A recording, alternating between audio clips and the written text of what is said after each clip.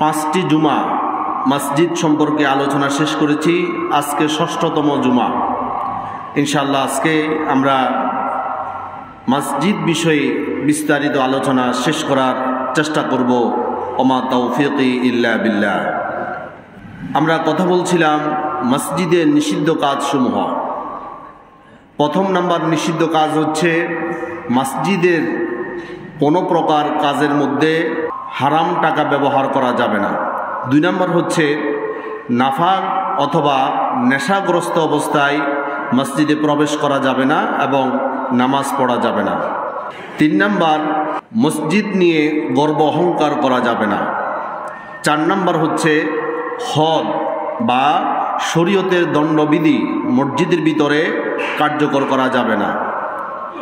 5 নম্বর হচ্ছে মুখে দুর্গন্ধ নিয়ে মসজিদে প্রবেশ করা যাবে না। 6 নম্বর হচ্ছে মসজিদে প্রবেশ করে কাউকে তার স্থান থেকে উঠায়া নিজে সে স্থানের মধ্যে বসা যাবে না। আসুন আমরা সরাসরি রসুলের হাদিস থেকে এই বিষয়গুলো জানার চেষ্টা করি। 5টা বিষয়ের উপর দলিলগুলো আপনাদের কাছে ইতিপূর্বে আমরা আলোচনা করেছিলাম। আশা করি আপনাদের মনে থাকার কথা। যদি কারো প্রয়োজন মনে করেন নেট থেকে দেখে নিতে পারেন ইনশাআল্লাহ।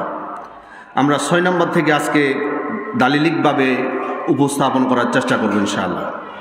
6 নম্বরে মসজিদে নিষিদ্ধ কাজ হচ্ছে মসজিদে প্রবেশ করে কাউকে উঠাইয়া নিজে সেই স্থানে বসা যাবে না। এটা রাসূলের নিষেধ।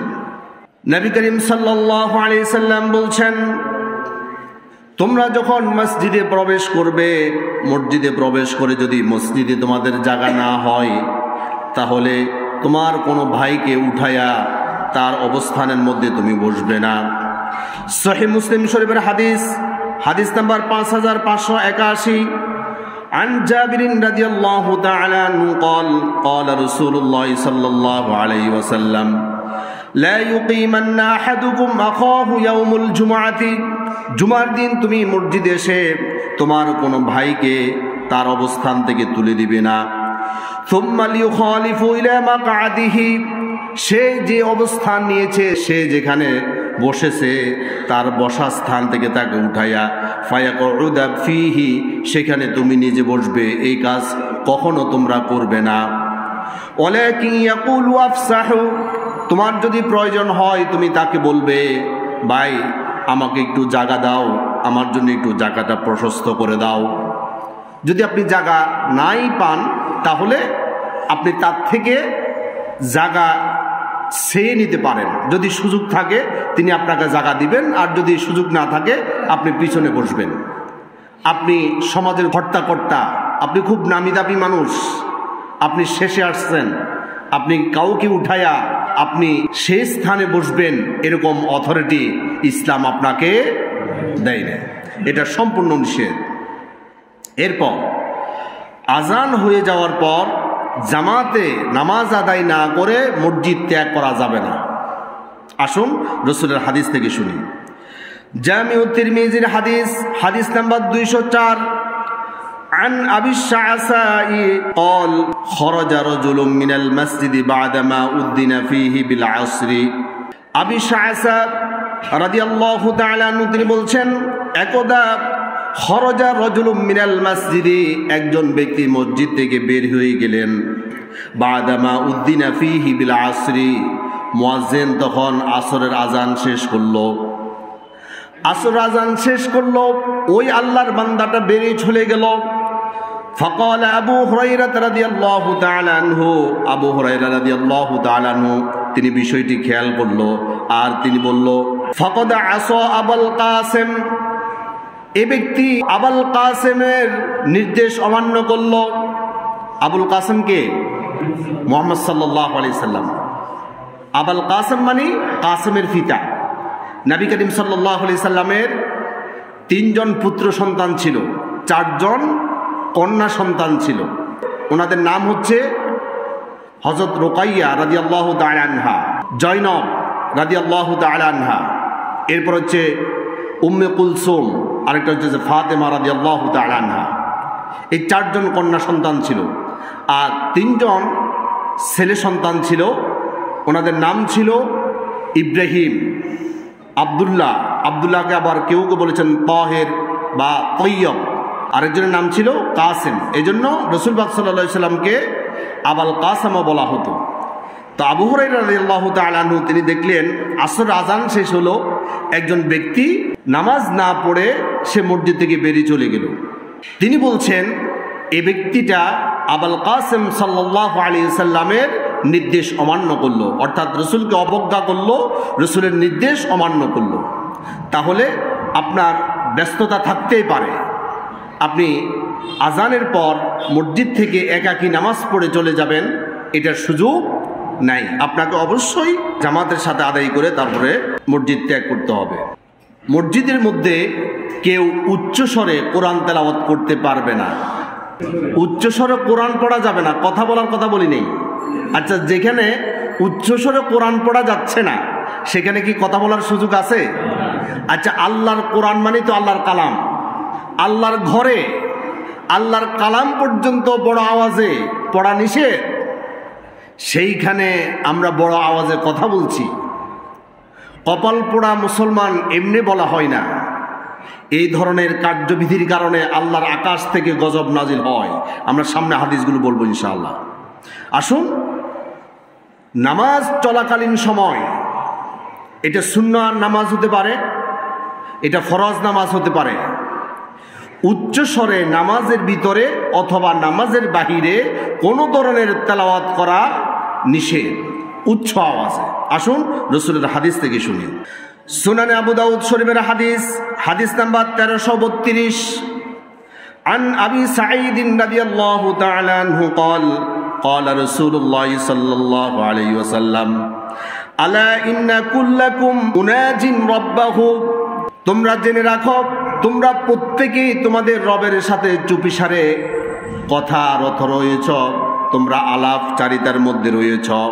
অর্থাৎ আল্লাহর কোন বান্দা যখন তাকবীরে তাহরিম আল্লাহু আকবার বলে নামাজে দাঁড়িয়ে যায়, আল্লাহু আকবার বলে নামাজে প্রবেশ করার সাথে সাথে সে আল্লাহর দিদারে চলে যায়। সুবহানাল্লাহ। রাসূল পাক সাল্লাল্লাহু আলাইহি সাল্লাম বলছেন, বান্দা যখন বলে আলহামদুলিল্লাহি রাব্বিল আলামিন, আল্লাহ সুবহানাহু ওয়া তাআলা বান্দার এই কথার জবাবে বলে হামিদানি আবদি, আমার বান্দা আমার প্রশংসা করেছে। বান্দা যখন আর রহমানির রহিম বলে আল্লাহ তার জবাব দেয়। বান্দা যখন মালিক ইয়াউমিদ্দিন পড়ে আল্লাহ তখন তার এই কথার জবাব দেয়। এই জন্য রাসূল পাক সাল্লাল্লাহু আলাইহি সাল্লাম যখন নামাজে দাঁড়াতেন তিনি সূরা ফাতিহা একটা একটা আয়াত তেলাওয়াত করতেন। সূরা ফাতিহার যে আয়াতে কারিমাগুলো আছে এগুলো কি বেশি লম্বা না ছোট ছোট? ছোট ছোট, এক নিঃশ্বাসে কয়েকটাও পড়া যায়। কিন্তু রাসূল পাক সাল্লাল্লাহু আলাইহি সাল্লাম যখন নামাজে দাঁড়াতেন, হাদিস শরীফে এসেছে রাসূল পাক সাল্লাল্লাহু আলাইহি সাল্লাম এক নিঃশ্বাসে একটা আয়াত পড়তেন। আলহামদুলিল্লাহি রাব্বিল আলামিন, এরপর রাসূলুল্লাহ থামতেন। আর রহমানির রহিম, রাসূলুল্লাহ থামতেন। প্রত্যেকটা আয়াতে কারিমা থেমে থেমে রাসূলুল্লাহ পড়তেন। এরপর রাসূল পাক সাল্লাল্লাহু আলাইহি সাল্লাম বলেছেন, প্রত্যেকটা আয়াতের জবাব আমার রব দিয়েছেন। সুবহানাল্লাহ। তাহলে রাসূলুল্লাহ বলছেন, আলা ইন্না কুল্লাকুম মুনাজিন রাব্বাহু, তোমরা প্রত্যেকেই আপন রবের সাথে চুপিসারে কথার মধ্যে রত আছো, আলাপচারিতার মধ্যে রয়েছ। সুতরাং ফালা ইউদিয়ান্না বা'দুকুম বা'দা, তোমরা পরস্পর একে অন্যকে কষ্ট দিও না। রাসূল এবার বলছেন কষ্টটা কিভাবে দিবে। ওয়ালা ইয়ারফা বা'দুকুম আলা বা'দিন ফিল কিরাআতি আও ক্বালা ফিস সালাতি, সালাতের ভিতরে অথবা সালাতের বাইরে কেউ বড় আওয়াজে কিরাত পড়বে না। ভালো করে লক্ষ্য করুন, নামাজের ভিতরে অনেকে আলহামদুলিল্লাহি রাব্বিল আলামিন আর রহমানির রহিম এভাবে পড়ে না, এভাবে পড়াও নিষেধ। আল্লাহর সকল বান্দাগুলো নামাজের ভিতরে আছে মানে প্রত্যেকে তার রবের সাথে কথা বলছে। আপনি আওয়াজ দিয়ে পড়ছেন, এটা আল্লাহর আরেক বান্দার ক্ষতি করছেন, তাকে কষ্ট দিচ্ছেন। রাসূল এটা নিষেধ করে দিয়েছেন। আমরা দেখতে পাই অনেক ভাইরা নামাজের ভিতরে খুব শব্দ করে পড়ে, নামাজের ভিতরেও শব্দ করে পড়া নিষেধ। নামাজের বাহিরেও কেউ যদি কোরআন তেলাওয়াত করতে চায় চুপিসারে করবে। সে বড় আওয়াজে কারো তেলাওয়াতের ক্ষতি করে, কারো নামাজের ক্ষতি করে তেলাওয়াত করা রাসূল পাক সাল্লাল্লাহু আলাইহি সাল্লাম নিষেধ করে দিয়েছেন। এই ইসলাম হচ্ছে একটা গাইডলাইন। ইসলাম আপনাকে যেভাবে গাইডনেস করেছে সেভাবে যদি আপনি মেনে না চলেন তাহলে আমলগুলো, এই কাজগুলো আল্লাহর দরবারে কবুল হবে না। আপনি মনে করতে পারেন কোরআন তেলাওয়াত তো সবচাইতে শ্রেষ্ঠ আমল। রাসূল পাক সাল্লাল্লাহু আলাইহি সাল্লাম কি বললেন? আফদালুল ইবাদাতি বিতিলাওয়াতিল কোরআন। সবচাইতে নফল ইবাদতের মধ্যে শ্রেষ্ঠ ইবাদত হচ্ছে কোরআন তেলাওয়াত। এখন কোরআন তেলাওয়াত কি যেখানে সেখানে করা যাবে? যেভাবে গাইডনেস দিয়েছে ইসলাম সেভাবে আপনাদেরকে আমাদেরকে মানতে হবে। আল্লাহ তাআলা তৌফিক দান করুন, আমরা বলি আমিন। এরপর আমরা অনেককে দেখি মসজিদের জানালা খুলে মসজিদের বিভিন্ন ধরনের কাজকর্ম করে, এদিকে মানুষ নামাজ পড়ে। আপনি যদি জানালা খুললে আওয়াজ হয়, আপনি জানালা ধরা দরকার নাই। যেখানে কোরআন তেলাওয়াত পর্যন্ত নিষেধ, আপনি আওয়াজ করতেছেন কোন সাহসে? নামাজ চলাকালীন সময় বড় আওয়াজে কোরআন তেলাওয়াত করাও নিষেধ। আপনি নামাজের ভিতরে তেলাওয়াত করেন অথবা নামাজের বাহিরে তেলাওয়াত করেন, রাসূল পাক সাল্লাল্লাহু আলাইহি ওয়াসাল্লাম দুটোটাই বলেছেন, ওয়ালা ইয়ারফা বা'দুকুম আলা বা'দিন ফিল কিরাআতি আও ক্বালা ফিস সালাতি। সালাতের ভিতরে অথবা সালাতের বাইরে পরস্পরকে কষ্ট দিয়ে বড় আওয়াজে কিরাত পড়া, খবরদার, এটা আমার পক্ষ থেকে আমি নিষেধ করে দিয়েছি। সুবহানাল্লাহ। মসজিদের মধ্যে ক্রয় বিক্রয় করা যাবে না। মসজিদের ভিতরে হারানো কোনো ঘোষণা দেওয়া যাবে না। রাসূল পাক সাল্লাল্লাহু আলাইহি সাল্লাম বলছেন, তোমরা যদি কাউকে দেখো ক্রয় বিক্রয় করছে, আমরা অনেক সময় দেখি মসজিদের পাশে রাস্তা আছে, রাস্তা দিয়ে অনেক হকাররা যায়। মসজিদের ভিতরে বা বারান্দায় হকারকে ডেকে এনে আমরা বিভিন্ন ধরনের কেনাকাটা করি। এটা 1 টাকার হতে পারে, লক্ষ টাকা হতে পারে। মসজিদের ভিতরে, মসজিদের আঙ্গিনায় কোনোভাবে ক্রয় বিক্রয় করা শরীয়তে হারাম। আসুন রাসূলের হাদিস থেকে শুনি। জামিউ তিরমিজির হাদিস, হাদিস নাম্বার 1321, عن أبي هريرة رضي الله تعالى عنه قال قال رسول الله صلى الله عليه وسلم إذا رأيتم من يبيع أو يبتاع في المسجد, মসজিদের মধ্যে তোমরা কাউকে যদি দেখো ক্রয় বিক্রয় করছে, সে বিক্রি করছে অথবা ক্রয় করছে, যাকে তোমরা দেখো না কেন, ফাকুলু, তোমরা বলবে, লা আরবাহাল্লাহু তিজারাতাকা, আল্লাহ সুবহানাহু ওয়া তাআলা তোমার এই ব্যবসার মধ্যে লাভ না দেখ, তোমার এই ব্যবসা আল্লাহ সুবহানাহু ওয়া তাআলা ধ্বংস করুক, তোমার ব্যবসার মধ্যে আল্লাহ তাআলা বরকত উঠিয়ে নিক। এটা কে বলবে? যারা এটা দেখবে সবাই বলবে। তাহলে সবাই কি করবে? তাকে অভিশাপ দিবে, ধ্বংসের দোয়া করবে, ধ্বংস কামনা করবে তার জন্য। রাসূল পাক সাল্লাল্লাহু আলাইহি ওয়াসাল্লাম বলছে, তোমরা যদি কাউকে দেখো ক্রয় বিক্রয় করতেছে, কোথায়? মসজিদের ভিতরে, তখন তোমরা একটা দোয়া বলবে। দোয়াটা হচ্ছে কি? আল্লাহ তুমি তার ব্যবসা ধ্বংস করো। যারা এটা দেখবে তারা কি দোয়া পড়বে? এটা আরবিতে বলা লাগবে না, বাংলাতে বললে হবে। আল্লাহ তুমি এর ব্যবসা ধ্বংস করো, এটা থেকে বরকত উঠাই নাও। ফাকুলু, তোমরা বলবে, লা আরবাহাল্লাহু তিজারাতাকা, আল্লাহ সুবহানাহু ওয়া তাআলা তোমার ধ্বংস করো, তোমার ব্যবসায় লাভ না দেখ, তুমি কেন মসজিদের ভিতরে ব্যবসা শুরু করেছ? রাসূল এরপরে একই হাদিসে বলছে, ওয়াইদা রাআইতুম মান ইয়ানশুদু ফীহি দাল্লাতান, তোমরা যদি কাউকে দেখো মসজিদের ভিতরে হারানো কোনো জিনিসের ঘোষণা দিচ্ছে, ফাকুলু, তখন তোমরা বলবে, লা রাদ্দাল্লাহু আলাইকা, আল্লাহ সুবহানাহু ওয়া তাআলা তোমার এই হারানো জিনিসটা ফিরিয়ে না দেখ। কি বলতে হবে? হারানো জিনিসটা আল্লাহ তাআলা তোমাকে যাতে ফিরিয়ে না দেয়। আমরা অনেক সময় বলি একটা ঘড়ি পাওয়া গেছে বা একটা ঘড়ি হারানো গেছে, একটা মোবাইল হারানো গেছে, এই ধরনের ঘোষণা দেওয়া মসজিদের ভিতরে হারাম। এরপর আসুন রাসূলুল্লাহ কি বলছেন। সহিহ মুসলিম শরীফের হাদিস, হাদিস নাম্বার 1147 নম্বর হাদিসে রাসূলুল্লাহ বলছেন, আন নবী হুরায়রা রাদিয়াল্লাহু তাআলা আনহু قال قال رسول الله صلى الله عليه وسلم من سمع رجلا ينشد ضالة في المسجد, তোমরা যদি কোনো মানুষ থেকে এই ধরনের হারানো কোনো জিনিসের ঘোষণা শুনতে পাও, ফালিয়াকুল, তোমরা তখন বলবে লা রাদ্দাহাল্লাহু আলাইকা, আল্লাহ সুবহানাহু ওয়া তাআলা তোমার হারানো জিনিসটা যাতে ফিরিয়ে না দেন। ফাইনাল মাসাজিদ লাম তুবনা লিহাদা, রাসূলুল্লাহ বলছেন মসজিদ এইজন্য তৈরি করা হয় নাই তুমি হারানো জিনিসের ঘোষণা দিবা, তুমি ব্যবসা বাণিজ্য শুরু করবা, এইজন্য মসজিদ নির্মাণ করা হয় নাই। মসজিদ কার ঘর? বাইতুল্লাহ, আল্লাহর ঘর। এই মসজিদে চলবে শুধু আল্লাহর ইবাদত। আমরা মসজিদ থেকে বিভিন্ন ধরনের ঘোষণা শুনি, এটা আপনারা বন্ধ করতে হবে। একটা ছেলে হারানো গেছে, একটা মেয়ে হারানো গেছে, মসজিদের মাইক দিয়ে ঘোষণা করা না। আজকে ইসলামকে আমরা কিভাবে ক্ষতবিক্ষত করতেছি, আমরা মুসলমানরাই করতেছি।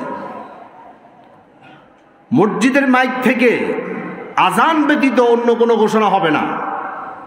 এখন জানাজার ঘোষণা হয় না, জানাজার ঘোষণা হওয়াও এখানে একটা ক্রাইটেরিয়া আছে। শুধু জানাজার নামাজের জন্য ঘোষণা হবে, এটাও নামাজ, এটা একটা ইবাদত না? এই ইবাদত, এটাও নামাজ, এটার জন্য শুধু ঘোষণা হতে পারে। তবে অমুক শিল্পপতি মারা গেছে, অমুকের আত্মার মাগফিরাত কামনা করা, এই ধরনের বাড়তি কথা বলা শরীয়তে এটা এলাও করে না।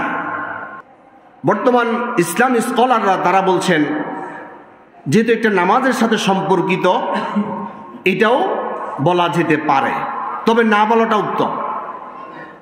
এরপর আরেকটা কাজ করি আমরা, মসজিদের বারান্দায় অনেক ভিক্ষুকরা ভিক্ষা করে, আছে না ভাই? এই ভিক্ষা করা নিষেধ। আপনি আসলেন মসজিদে, আপনি কার মেহমান? আল্লাহর মেহমান। আপনার বাসায় একজন মেহমান আসলো, দুপুর বেলায় খাওয়ার টাইমে পাশের বাড়িতে বলল ভাই আমাকে কিছু খাবার দেন, আমার খুব খিদে লেগেছে, তাহলে কি আপনাকে অপমান করা হবে না? মেহমান আপনার ঘরে এসেছে, ছাই আরেকজনের কাছে। আল্লাহর গোলাম আল্লাহর ঘরে এসেছে আল্লাহর কাছে, এখন সে আল্লাহর কাছে ভিক্ষা না করে সে ভিক্ষা করে বান্দার কাছে। এটা আল্লাহর শানে কি বেয়াদবি হচ্ছে না?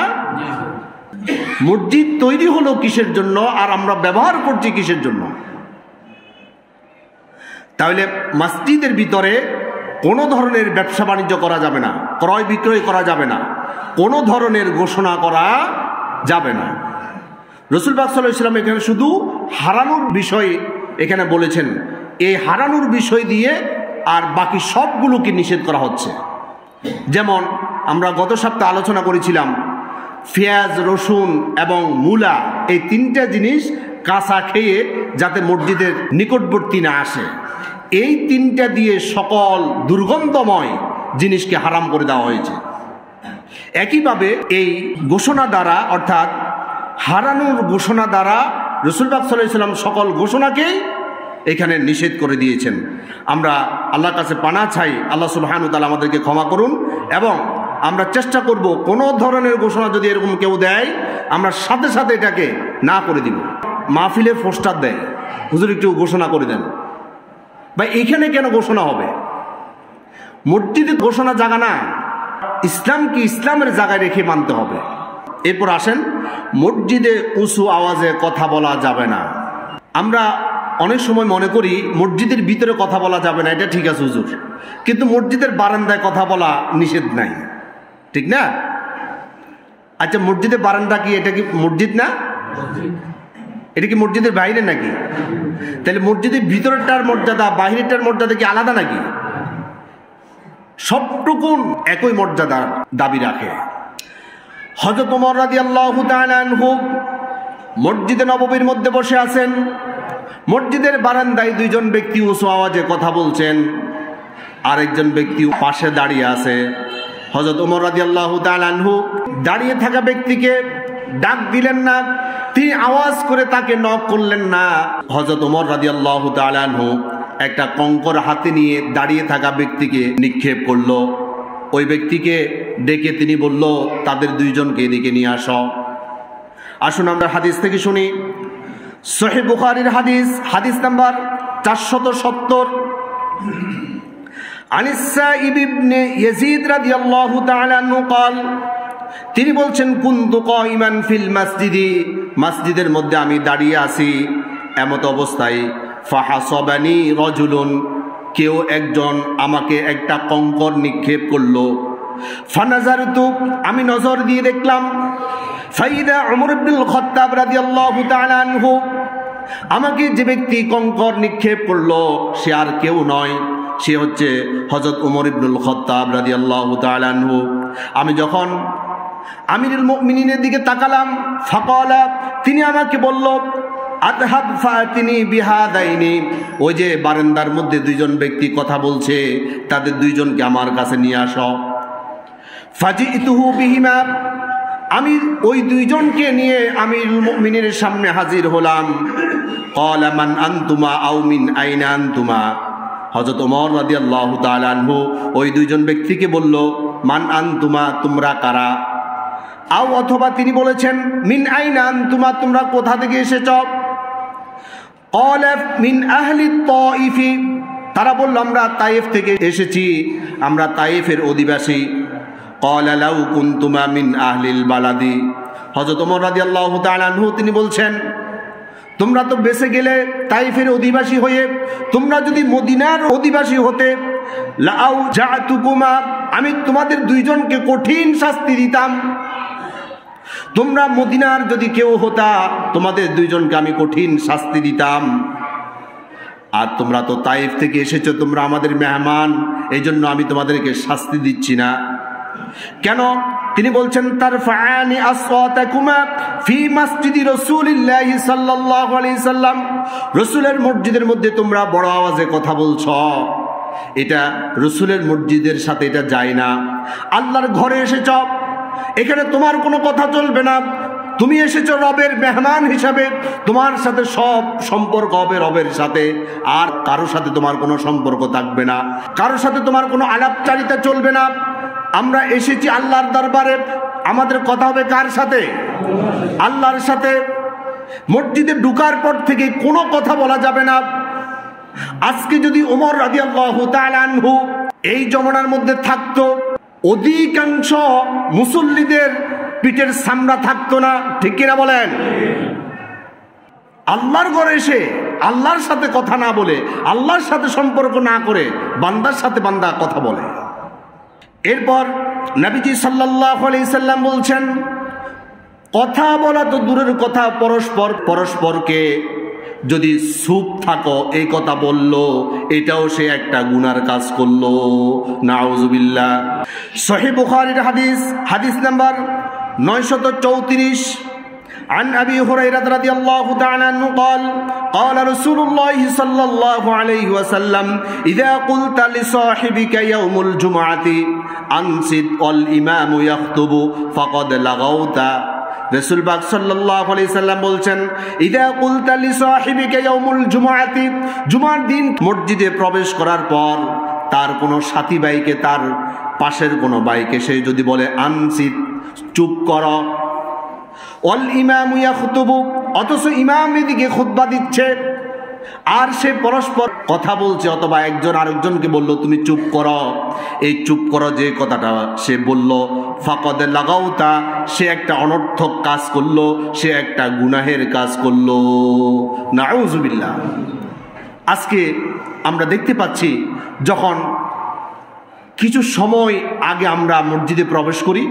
জামাতের বাকি এখনো 15-20 মিনিট আছে 10 মিনিট আছে আমরা মসজিদের ভিতরে আসি না মসজিদের বারান্দায় দাঁড়ায় আমরা পরস্পর গল্প গুজব করি এটার দ্বারা কি আমাদের সওয়াব হচ্ছে না গুনাহ হচ্ছে আচ্ছা মসজিদে কি আমরা সওয়াবের জন্য এসেছি না গুনার জন্য এসেছি কি জন্য আর করছি কি আল্লাহ তাআলা আমাদের বুঝার তৌফিক দান করুন আমরা বলি আমিন এরপর নবী করিম সাল্লাল্লাহু আলাইহি সাল্লাম বলছেন পৃথিবীতে যত বিপদ মুসিবত আসে তার অন্যতম কারণ হচ্ছে মসজিদের ভিতরে কথা বলা মসজিদের ভিতরে কথা বলা হৈ হুল্লোড় করা হট্টগোল সৃষ্টি করা মসজিদের মধ্যে বিভিন্ন আওয়াজে বিভিন্ন কাজকর্ম করাই পৃথিবীর দিকে আসমান থেকে আল্লাহর গজবগুলো নামিয়ে আসে নাউজুবিল্লাহ আসমান থেকে গজব নাজিল হয় মানুষের এই কর্মের কারণে রাসূলের হাদিস শুনেন।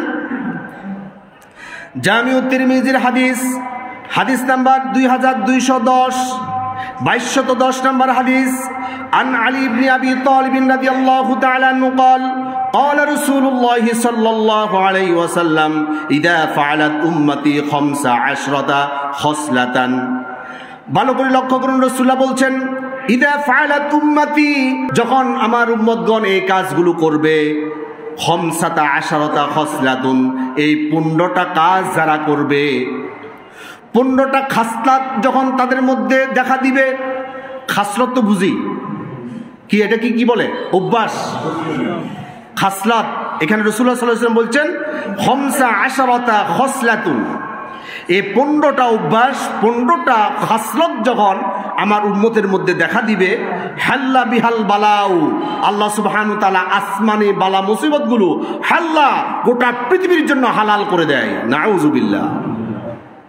তার মধ্যে অন্যতম কারণ হচ্ছে ওয়ারতাফাআতিল আসওয়াতু ফিল মাসাজিদি, মসজিদের মধ্যে উচ্চ আওয়াজে কথা বলা, মসজিদে হাসি ঠাট্টা করা।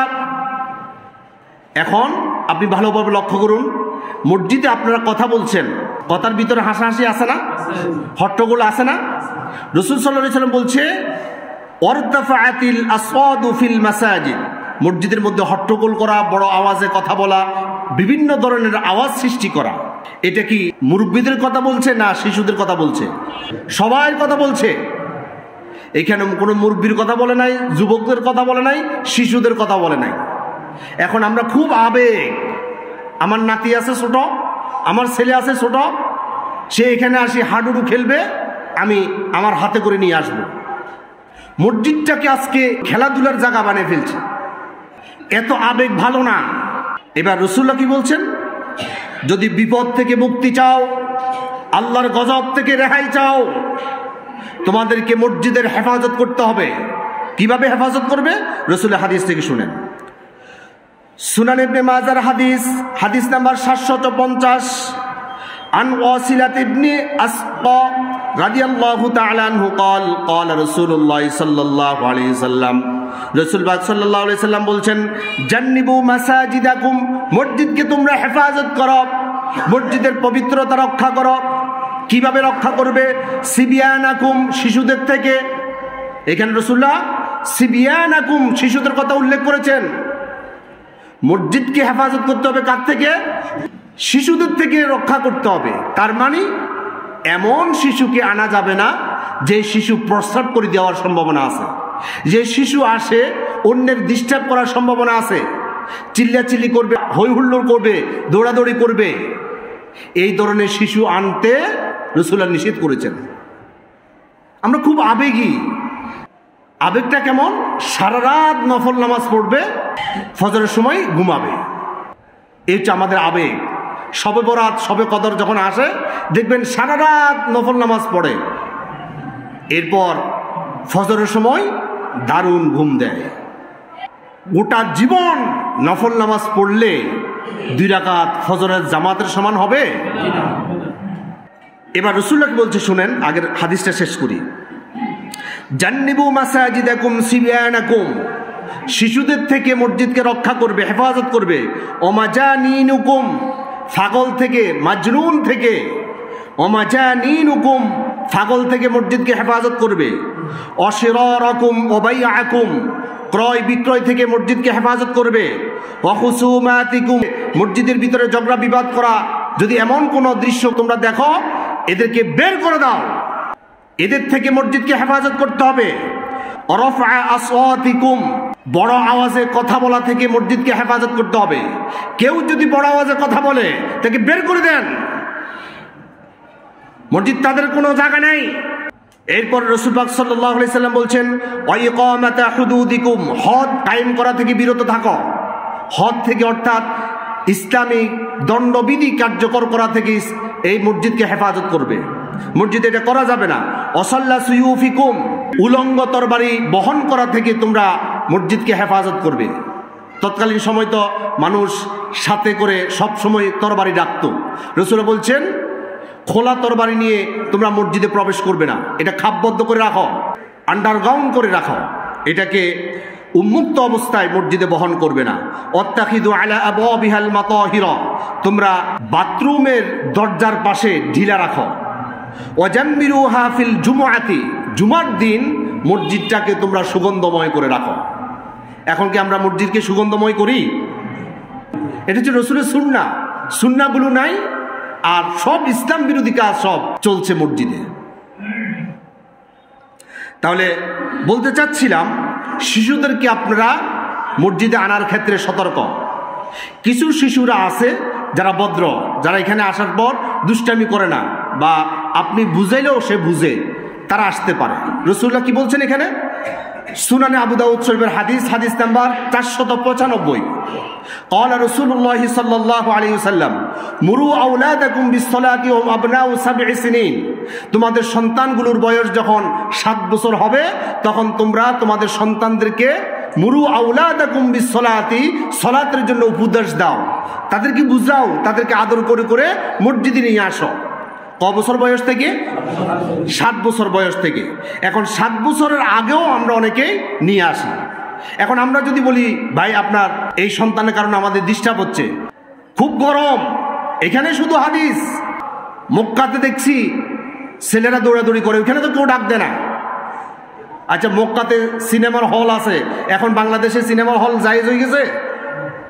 কথা বলে না কেন? মক্কাতে যা চলে সব কি বাংলাদেশে জায়েজ, নাকি ওইখানে জায়েজ? কোথাও জায়েজ নাই। ইসলাম সবার জন্য সমান। হাদিস নিয়ে ঠাট্টা বিদ্রুপ করছে এরকম কপাল পোড়া মুসলমান আছে না নাই? দাড়ি টুপি আর জুব্বা গায়ে দিলে মুসলমান হওয়া যায় না।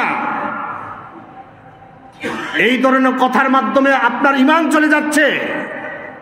ঈমান তো কিছু কথার নাম। যখন কোনো বিধর্মী ইসলাম গ্রহণ করে, আমরা কিভাবে মুসলমান করাই? লা ইলাহা ইল্লাল্লাহু মুহাম্মাদুর রাসূলুল্লাহ, এটা যদি সারাদিন পড়ে কেউ কি মুসলমান হবে? না। ওই যে ভারতে উগ্রবাদীরা কি করে, মুসলমানকে ধরে আর বলে জয় শ্রীরাম বলো, নাহলে কিন্তু গুলি করে দিব, নাহলে কিন্তু ছুরি ঢুকে দিব। আচ্ছা, জয় শ্রীরাম 1000 বার বললে কি হিন্দু হয়ে যাবে? একইভাবে কোনো হিন্দু অমুসলিম যদি লা ইলাহা ইল্লাল্লাহু মুহাম্মাদুর রাসূলুল্লাহ 1000 বার বলে, সে মুসলমান হবে না। কারণ কি? তার বিশ্বাসের ভিতরে ঘাটতি আছে। কোন মুসলমানের ভিতরে যদি বিশ্বাসে ঘাটতি থাকে, রাসূলের হাদিস বললেও কিছে, আমার নাতিকে আমি মসজিদে ঢুকাবো, আমার সন্তানকে আমি মসজিদে ঢুকাবো, আপনার ঈমানে চলে গেছে। আপনি কার সাথে ফাইজলামি করছেন? রাসূলের হাদিস নিয়ে ঠাট্টা বিদ্রুপ করছেন। ঈমান যেমন কিছু কথার নাম, আবার কিছু কথা দ্বারা ঈমানও চলে যায়। কিছু কথা আর কিছু বিশ্বাসের মাধ্যমে যেমন ঈমান গ্রহণ করা যায়, কিছু বিশ্বাস আর কথার মাধ্যমে ঈমান ধ্বংস হয়ে যায়। আল্লাহ তাআলা বুঝার তৌফিক দিক, আমরা বলি আমিন। এরপর রাসূলুল্লাহ সাল্লাল্লাহু আলাইহি ওয়াসাল্লাম আরো নিষেধ করেছেন কি কি? আরেকটা হাদিসের দিকে আমরা তাকাই। সুনানে আবু দাউদ শরীফের হাদিস, হাদিস নাম্বার 862। عن عبد الرحمن بن شبلين رضي الله تعالى عنه قال نهى رسول الله صلى الله عليه وسلم, রাসূল পাক সাল্লাল্লাহু আলাইহি ওয়াসাল্লাম আমাদেরকে নিষেধ করেছেন আন নাকরাতিল গুরাবি। গুরাবুন শব্দের অর্থ হচ্ছে কাক। কাকে ঠোকরের মতো তোমরা সিজদাতে তাড়াহুড়া করিও না। কাকে যখন ঠোকর দিয়ে দিয়ে তারা খাওয়া খায়, তখন একটার পরে একটা ঠোকর মারে, ঠিক আছে না? রাসূলুল্লাহ বলছে তোমরা নামাজে মসজিদে আসার পর এইভাবে তাড়াহুড়া করে সিজদা দিবে না। অনেকে খুব আপত্তি জানাচ্ছে যে হুজুর আপনার রুকু সিজদা খুব কষ্ট হচ্ছে আমাদের। আমরা তো যে সময় দিচ্ছি খুব কম সময় দিচ্ছি। রাসূলুল্লাহ কিভাবে দিতেন? সাহাবায়ে কেরাম বলছেন রাসূল পাক সাল্লাল্লাহু আলাইহি ওয়াসাল্লাম যখন রুকু থেকে সোজা হয়ে দাঁড়াতেন, তিনি এত দীর্ঘক্ষণ দাঁড়িয়ে থাকতেন, আমাদের ভিতরে এরকম চিন্তা এসে যেত রাসূলুল্লাহ হয়তো সিজদার কথা ভুলে গেছেন। যে সাহাবায়ে কেরামের কথা, সাহাবায়ে কেরাম বলছেন রাসূলুল্লাহ একটা সিজদা দেওয়ার পর যখন মাঝখানে বসতেন, আমরা মনে করতাম আরেকটা সিজদা দেওয়ার কথা রাসূলুল্লাহ ভুলে গেছেন। এরকম যদি সাহাবায়ে কেরামের কথা হয়, এখন আমরা কি ধরনের সিজদা দেওয়া দরকার? রুকু সিজদাতে কি ধরনের সময় দেওয়া দরকার? আজকে যারা চেয়ারের মধ্যে বসে আছে, চেয়ার থেকে নামতে পারতেছে না তাদের অভ্যাসের কারণে। কারণ কি? আপনি দেখবেন আমার একবার হাত এখানে ইনজুর হয়েছিল, একটা পড়ে ভিতরে হাড্ডিটা ফেটে গেছিল। আমাকে ডাক্তারে প্লাস্টার দিয়েছিল, বলছে আপনাকে 21 দিন পর এই প্লাস্টার খোলা হবে। আমি এইভাবে যে আমাকে বাঁধি দিল, 21 দিন পর আমি এটা খোলার জন্য ডাক্তারের কাছে গেলাম। ডাক্তার যখন প্লাস্টারটা খুললো, আমার হাত এইভাবে থেকে আমি আর সোজা করতে পারতেছি না। কারণ কি, এইভাবে যে আমি দীর্ঘ সময় পর্যন্ত রেখে দিয়েছিলাম, এখন আর সোজা হচ্ছে না। এখন যারা চেয়ারে বসে বসে অভ্যস্ত, নিচে আর বসতে পারে না। কিন্তু শুরু থেকে তারা যদি অভ্যাস করতো, না বসতে যদি হয় আমি নিচে বসবো, তাদের আর পায়ের মধ্যে যে রগ টানা খায় বা রগের মধ্যে যে একটা সমস্যা সৃষ্টি হয়, সেটা আর হতো না। দীর্ঘদিন পর্যন্ত তারা চেয়ারে বসে বসে অভ্যাস করার কারণে এখন আর নিচে বসতে পারে না। তবে এটাও সত্য যে আমার 21 দিন পর হাতটা সোজা করতে পারি নাই, কিন্তু আস্তে আস্তে পরবর্তীতে এটা ইজি হয়ে গেছে না। এখন আপনারাও যদি আস্তে আস্তে চেষ্টা করেন, আল্লাহ তাআলা অভ্যাস করে দিবেন ইনশাআল্লাহ। রাসূল পাক সাল্লাল্লাহু আলাইহি ওয়াসাল্লাম নিষেধ করেছেন, কাকের ঠোকরের মতো সিজদাতে তোমরা তাড়াহুড়া করবে না। অফতিরাশি সাবঈ, চতুষ্পদ জন্তুর মতো তোমরা 2 বাহুকে জমিনের সাথে বিছাইয়া দিবা না। বিশেষ করে আমরা যখন সিজদা দিই, তখন 2 হাত মহিলারা মাটির সাথে মিশাই দেয় না। আমরা আলহামদুলিল্লাহ পুরুষরা এটা করি না, মহিলারা এটা করে না, এটা ভুল। রাসূলুল্লাহ সাল্লাল্লাহু আলাইহি ওয়াসাল্লাম বলছেন, অফতিরাশি সাবঈ, চতুষ্পদ জন্তুর মতো তোমরা 2 বাহুকে মাটির সাথে বিছিয়ে দিও না। এরপর ওয়াই ইউয়াত্তিনা রাজুলাল মাকানি ফিল মাসজিদি কামা ইউয়াত্তিনিল বাঈরু, ওটের মতো মসজিদের নির্দিষ্ট কোনো স্থান তোমার জন্য নির্ধারিত করে নিও না। অনেকে দেখি এক জায়গায় প্রতিদিন এসে বসে যায়, এটা তার রিজার্ভ করা। রাসূলুল্লাহ সাল্লাল্লাহু আলাইহি ওয়াসাল্লাম এটা নিষেধ করেছেন, তোমরা উটের মতো মসজিদের নির্দিষ্ট কোনো স্থান দখল করে রেখো না। এরপর মসজিদে থুতু ফেলা যাবে না। রাসূলুল্লাহ বলছেন, সহিহ বুখারীর হাদিস, হাদিস নাম্বার 415, আন আনাস ইবনে মালিক রাদিয়াল্লাহু তাআলা আনহু قال قال رسول الله صلى الله عليه وسلم البزاق في المسجد خطيئة, মসজিদে থুতু ফেলা এটা একটা গর্হিত কাজ, এটা একটা গুনাহের কাজ। ওয়াকাফারাতুহুমা দাফনুহা, যদি কেউ ফেলে ভুলে, তাহলে দাফনুহা, এটাকে দাফন করে দাও, মুছে দাও, পরিষ্কার করে দাও। রাসূল পাক সাল্লাল্লাহু আলাইহি ওয়াসাল্লাম যখন মসজিদে এই কথা বলছিলেন, তখন রাসূলুল্লাহ মসজিদের ফ্লোর কি ছিল? বালি ছিল। ওই বালির মধ্যে কেউ যদি থুতু ফেলতো, এটা উপর দিয়ে কিছু বালি দিলে এটা আর দেখা দিত না, এটা পরিষ্কার হয়ে যেত। এখন এটার অর্থ মুহাদ্দিসে কেরামগণ বলছেন পরিষ্কার করা। এই হাদিস থেকে বোঝা যাচ্ছে, কারো মাধ্যমে যদি মসজিদের কোনো ধরনের ময়লা হয়, তার কাফফারা হচ্ছে অকাফফারাতুহুমা দাফনুহা, এর কাফফারা হচ্ছে এটাকে দাফন করে দেওয়া, এটাকে পরিষ্কার করে দেওয়া। আপনার পায়ে দ্বারা যে ময়লা আসতেছে, আপনি নিজে গুনাহ করেছেন, এখন এটা থেকে যদি আপনি মুক্ত হতে চান, এটা আলাদা কোনো তওবার কোনো কাজ নাই, আলাদা কোনো এটার মাপ চাওয়ার কোনো বিধান নাই। যদি আপনি গুনাহ থেকে বাঁচতে হয়, এটার কাফফারা দিতে হবে। কাফফারাটা কি? এটাকে পরিষ্কার করতে হবে নিজ দায়িত্বে। এখন আমরা মুয়াজ্জিন সাহেবের লাগাই দিছি, হ্যাঁ। তাহলে কেউ যদি কোনো ধরনের ময়লা আবর্জনা নিয়ে আসে অথবা কোনোভাবে ময়লা আবর্জনা করে ফেলে মসজিদের ভিতরে, এটার কাফফারা হচ্ছে নিজ দায়িত্বে এটা পরিষ্কার করবে, আপনি যত বড় বাহাদুর হন না কেন। এরপর আসুন, রাসূল পাক সাল্লাল্লাহু আলাইহি ওয়াসাল্লাম একদিন মসজিদে নববীর পশ্চিম দেয়ালে থুতু দেখলেন। দেখার পর রাসূল সাল্লাল্লাহু আলাইহি ওয়াসাল্লাম কিভাবে সাজেশন করলেন, আসুন আমরা রাসূলের হাদিস থেকে শুনি। সহিহ মুসলিম শরীফের হাদিস, হাদিস নাম্বার 1115, আন আবি হুরায়রা রাদিয়াল্লাহু তাআলা আনহু قال, আবু হুরায়রা রাদিয়াল্লাহু তাআলা আনহু তিনি বলছেন, আন্না রাসূলুল্লাহ সাল্লাল্লাহু আলাইহি ওয়াসাল্লাম রাআ নুখামাতান ফি কিবলাতিল মসজিদ, রাসূল পাক সাল্লাল্লাহু আলাইহি ওয়াসাল্লাম কিবলার দিকে মসজিদের মধ্যে থুতু দেখতে পেলেন। ফাআকবালা আলান নাস, রাসূল পাক সাল্লাল্লাহু আলাইহি ওয়াসাল্লাম দেখা মাত্র মানুষের সামনে এসে দাঁড়ালেন। ফাকালা, তিনি বললেন, মা বালু আহাদিকুম ইয়াকুলু মুস্তাকবিলা রাব্বিহি, রাসূল পাক সাল্লাল্লাহু আলাইহি ওয়াসাল্লাম মানুষের সামনে এসে বলল, তোমাদের কি হলো?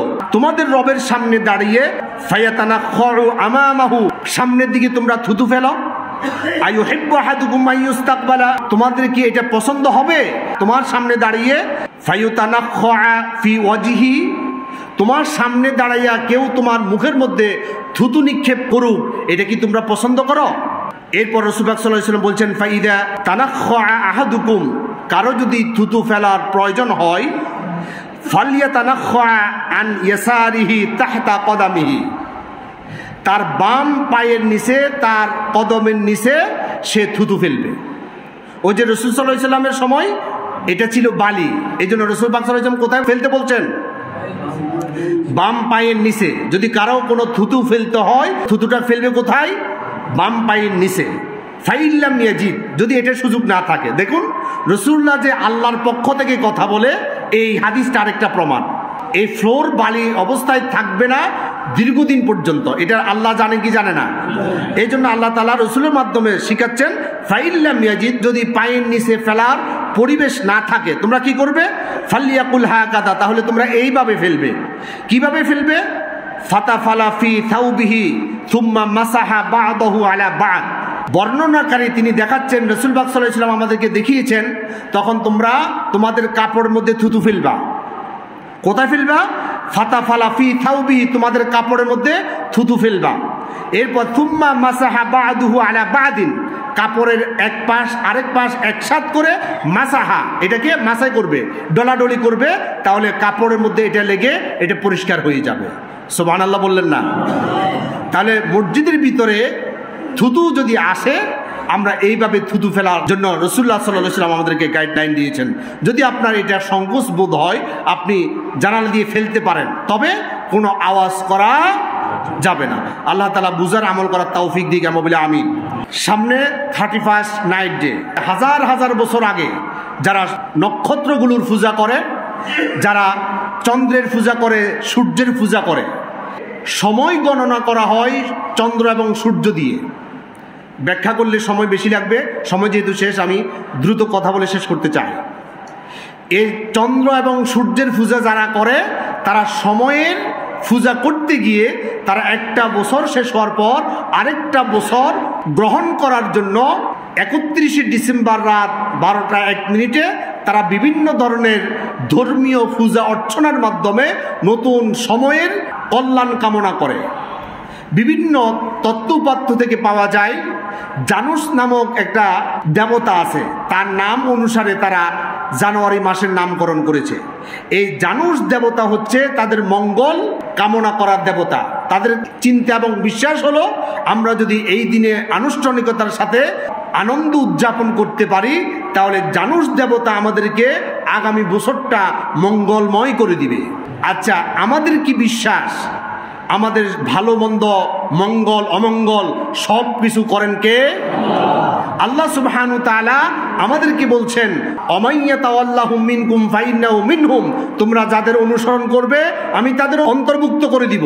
এবং তোমরা যদি তাদের বিজাতিদের সংস্কৃতি তোমরা অনুসরণ করো, মান তাশাব্বাহা বিকওমিন ফাহুয়া মিনহুম, যে যা অনুসরণ করবে আমি কিয়ামতে তাদের সাথে কিয়ামত করাবো। যারা দেবতার পূজা করে, যারা জানুস দেবতা থেকে মঙ্গল কামনা করে, তারা যেভাবে এই 31 নাইট উদযাপন করে তাদের দেবতার মাধ্যমে মঙ্গল কামনা করে, এই মঙ্গল কামনা কি আমরা করতে পারি? একে কেন্দ্র করে কেউ যদি শুভেচ্ছা বিনিময় করে, তার ঈমান চলে যাওয়ার সম্ভাবনা রয়েছে। সুতরাং কোনো যুবক, কোনো মুসলমান আমরা এটা করব না। পারা যাবে ইনশাআল্লাহ? এরপর কিছু যুবকরা, কিছু ছোট ছোট ছেলেরা বোমা ফুটাচ্ছে, বাজি ফুটাচ্ছে, ভয়ঙ্কর শব্দের মাধ্যমে অসুস্থ ব্যক্তিদের কষ্ট হচ্ছে, বৃদ্ধ বাবাদের কষ্ট হচ্ছে, শিশু বাচ্চাদের কষ্ট হচ্ছে, ঘুমন্ত ব্যক্তিদের কষ্ট হচ্ছে। অনেকে এই শব্দের কারণে হার্ট অ্যাটাক পর্যন্ত করে। আচ্ছা, এখানে যুবক কারা কারা আছেন আজকে একটু হাত তুলবেন? 45 বছরের নিচে যারা আছেন সবাই একটু হাত তোলেন। আমিও 45 বছরের নিচে, আমি হাত তুললাম, একটু সবাই হাত তোলেন, হাত নামান। আজকে আমি আপনাদের কাছে একটা দায়িত্ব দিতে চাই। আমরা বিশ্বাস করি ইসলামের মধ্যে সবচাইতে বেশি অবদান হচ্ছে যুবকদের, ঠিক কিনা বলেন? যুবকরা যদি এগিয়ে যায়, এগিয়ে যাবে বাংলাদেশ, ঠিক কিনা বলেন? যুবকরা যদি পথভ্রষ্ট হয়, এই দেশ বিপদগামী হবে, ঠিক কিনা বলেন? আমার হৃদয়ের হীরাখণ্ড সম যুবক ভাইদের কাছে আমি একটা দায়িত্ব দিব। একটা ক্লাব, বন্ধুঘর ক্লাব আছে, এই ক্লাবের মাধ্যমে একটা খেলার আয়োজন করা হয়েছে। আমি যতটুকু জানি, আমি জানি যারা এই দায়িত্বে রয়েছেন তারা খুব দায়িত্বশীল মানুষ, তারা ইসলামের প্রতি অনেক উদার। তাদের সাথে আমার কিছুটা মিশার সুযোগ হয়েছে, এই জন্য আমি তাদের ব্যাপারে এইভাবে আমি বলতে সাহস করছি। আমার ভাইরা যথেষ্ট ইসলাম দরদি, দিন দরদি, তারা এইটা কখনো সাপোর্ট করতে পারে না। তবে আপনারা যেহেতু একটা খেলার আয়োজন করেছেন, এটা করতে পারেন, এটা বিনোদন হিসেবে আপনি করেন, এটাতে আমি না করছি না। তবে এটাকে কেন্দ্র করে ঢোল তবলা বাজানো, গান বাজনা বাজানো এবং বাজি ফুটানো, এটা আপনারা নিজ দায়িত্বে বন্ধ করতে হবে। পারা যাবে না ভাই ইনশাআল্লাহ? এবার রাসূলের একটা হাদিস শুনে আপনাকে, মিশকাতুল মাসাবির হাদিস, হাদিস নাম্বার 4503। রাসূলুল্লাহ বলছেন, ইন্নাল্লাহ তাআলা হাররামাল খামরা ওয়াল মাইসিরা ওয়াল কুবাতা। আল্লাহ সুবহানাহু ওয়া তাআলা হারাম করেছেন মদ, জুয়া এবং বাদ্যযন্ত্র এবং ঢোল তবলা বাজানো। আচ্ছা, রাসূলুল্লাহ বলছেন এটা হারাম, এটা কি আমরা মুসলমান যুবকরা করতে পারি ভাই? এটা বন্ধ করার দরকার আছে না ভাইরা? আমার যুবক ভাইরা কথা বলে না, এটা বন্ধ করার দরকার আছে কিনা? যে ভাইরা করতেছে না বুঝে করতেছে, এদেরকে বুঝানোর দায়িত্ব কি আমাদের থাকে না? এটা আমরা দায়িত্ব নিয়ে এটা বন্ধ করা যাবে না ইনশাআল্লাহ। আর আপনারা যারা গার্ডিয়ান আছেন, আপনার সন্তানগুলো এগুলো করতেছে, আপনি দেখেন হিন্দুরা পূজার সময় ঢোল তবলা বাজায় কি বাজায় না? তাহলে এটাতে হিন্দুদের সংস্কৃতি, এটাতে কোনো দ্বিমত আছে? আর অন্য ধর্মের কোনো সংস্কৃতি কি মুসলমান করতে পারে? বাজি ফুটানো দেখবেন, এই যে 25শে ডিসেম্বর গেল, খ্রিস্টানরা বাজি ফুটায়, তারা আনন্দ উল্লাস করছে না? তাহলে এই বাজি ফুটানো এটা কাদের সংস্কৃতি? খ্রিস্টানদের সংস্কৃতি। গান বাজনা বাজানো, ঢোল তবলা বাজানো, এটা কার সংস্কৃতি? আপনাদের পাশে তো হিন্দু পাড়া আছে, হিন্দুদের বিভিন্ন কালচারগুলো আপনারা দেখতেছেন। রাসূলুল্লাহ হিন্দুরা আশুরার দিন একটা রোজা রেখেছেন, রাসূলুল্লাহ বলছে তাদের সাথে মিলানো যাবে না, তোমরা 2টা রোজা রাখো। যেখানে রোজা পর্যন্ত রাসূলুল্লাহ আলাদা করে দিয়েছেন, অন্য সংস্কৃতি কি তাদেরগুলো গ্রহণ করা যাবে? প্রিয় ভাইরা, আমি কলিজা দিয়ে আপনাদেরকে ভালোবাসি, আমিও বিশ্বাস করি আপনারা আমাকে ভালোবাসেন। একমাত্র দ্বীনের খাতিরে, আল্লাহর জন্য, আল্লাহর দ্বীনের জন্য, আমরা আল্লাহ এবং রসুলের দ্বীনকে সমুন্নত রাখার জন্য। আবার খাব্বাব এবং খুবাইব, হযরত ওমর রাদিয়াল্লাহু তাআলা আনহুর উত্তরসূরি হিসাবে আমরাও অন্যায়ের প্রতিবাদে, আমরা এক একজন দ্বীনের পাহারাদার হিসাবে, দ্বীনের একজন মুজাহিদ হিসাবে আমরা আজ থেকে দাঁড়িয়ে যাব ইনশাআল্লাহ। পারা যাবে তো ইনশাআল্লাহ? আল্লাহ তাআলা তৌফিক দান করুক, আমরা বলি আমিন।